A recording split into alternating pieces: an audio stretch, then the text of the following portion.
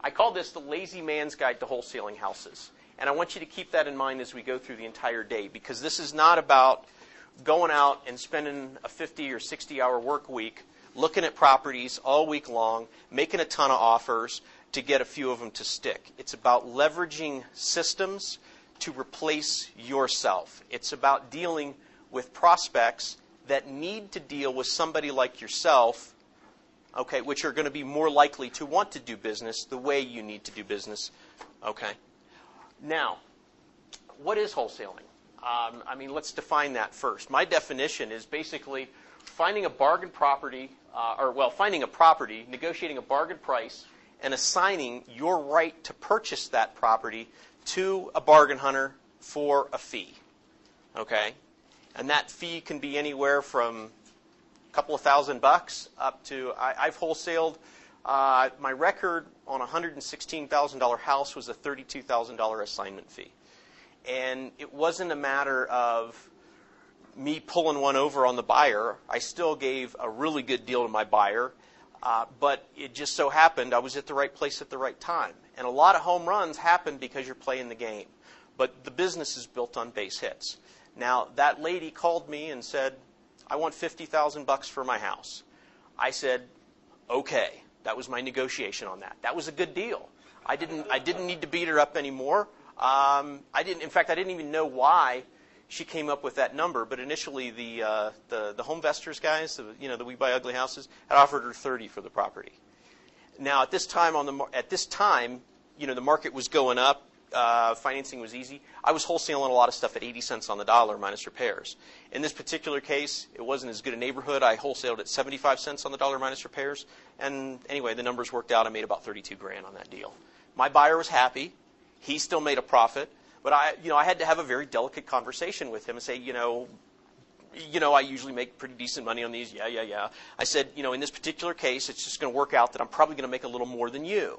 Okay, are you going to be okay with that? He's like, yeah. He's like, how did you get that deal? And I said, I just said I was at the right place at the right time. Okay. You're basically finding a dollar for 65 cents and selling it for a nickel or selling it for a dime. Okay. Now, often, using the dollar example, usually the dollar's all wadded up and covered in dirt and it looks kind of nasty and you're like, yeah, I don't want to touch it. Yeah, you take it. But I'll take the nickel, I'll take the dime, I'll take that profit, I'll reinvest it in marketing. Marketing is my leverage. And I'll take 3 nickels as opposed to the retailer that's going to make a dime on each one. Does that make sense? And that's how I looked at it. I'd rather get in and get out, make a profit, and leverage my ability to do the marketing. And that's very key. Most people will not want to take the time to learn, 1, how to effectively find the right person to market to, and 2, be consistent and diligent about consistent marketing. And that is really the key. The only way you're going to get consistent deals is through consistent marketing, or you're going to consistently work a lot of hours going out looking at properties and making a lot of offers doing it. In my opinion, that's the hard way.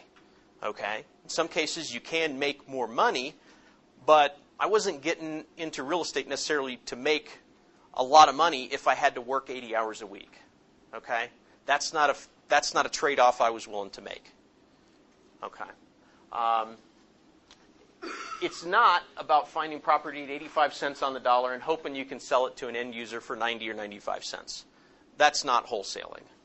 Okay? I don't know what you call that. I will show you some tips at the end of the day on how you can profit from numbers like that. But it's not paying cash. It's not it's not doing the traditional, we set up a cash transaction and sell our ability. Because nobody in their right mind is going to do that. And 2, the other person who's going to pay 90 to 95 cents, they're going to use traditional financing, right? They're going to likely get a mortgage. Okay? And the mortgage company isn't going to allow a contract assignment unless your buyer brings in that fee separately. Okay? Which usually they're not going to have. Okay? And usually your mortgage broker, here's the standard response. Zzz, yeah, I can do that. Zzz, yeah, I can do that. And then when the day before the deal closes, they're like, hey, we got a problem with this assignment thing. They don't want to fund that in the transaction. Well, I told you this a month ago.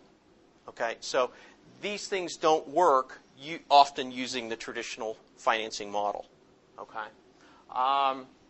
It's not about working for tips.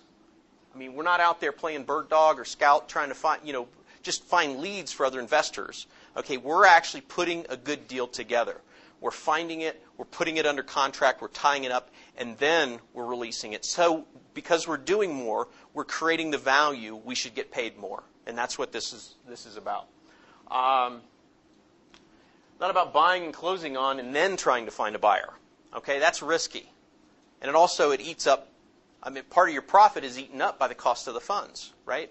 Even if you're writing it, even if you've got the cash to do that, there's still lost opportunity from using your cash on this deal as opposed to somewhere else. Okay? So you still have to factor in what the cost of funds are. And again, I'm going to harp on this. It's not about working harder. Work smarter. Okay?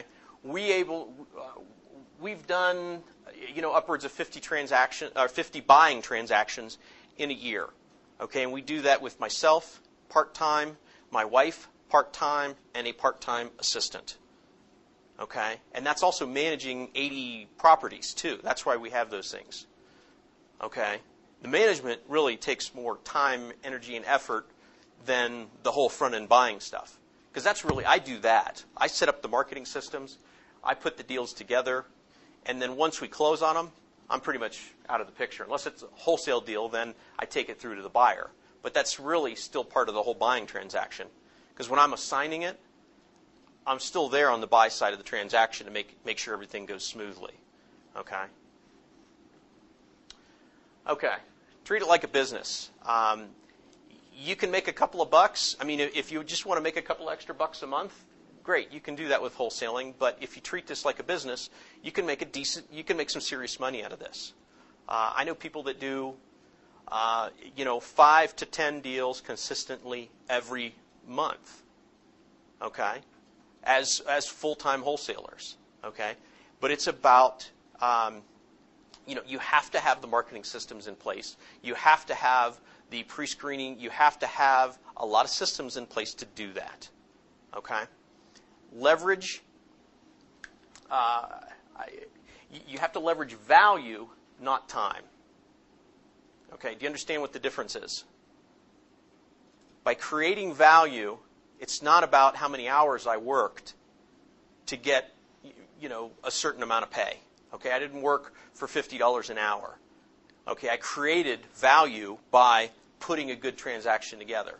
Now, the transaction I said, $32,000 on that one deal, I didn't have any more or less time in that than I did in a normal wholesale deal. Okay, I had about 2.5 hours in that transaction. But I made $32,000 because I created a lot of value. Didn't I? So it wasn't about how many hours. Now, I wanted to put this up here just as an example. McDonald's, would you say that's a pretty well-run organization? Okay, they typically turn over the entire employee base twice a year. Okay, they're run by teenagers. Okay, yet they can still consistently, you can go into a McDonald's anywhere in the world and the hamburger tastes the same. Not necessarily good, but it tastes the same, right? Okay, consistent. And they operate at, here's their 5-year pre-tax margin is 17.2%. Okay, and I think it's important to look at that, 17.2%. So for every $100 of profit of sales, they put 17.2 bucks in the bank. Okay? Here's wholesaling. 77.3. And I'm factoring marketing costs, overhead, and outsourcing. Let me just say, here's a moderate whole assignment profit. You create 5,000 bucks in profit, 500 bucks in marketing. You've got a phone system that costs you 150 bucks a month. You've got labor and outsourcing, $500, $38.50 net after expenses, 77% versus 7.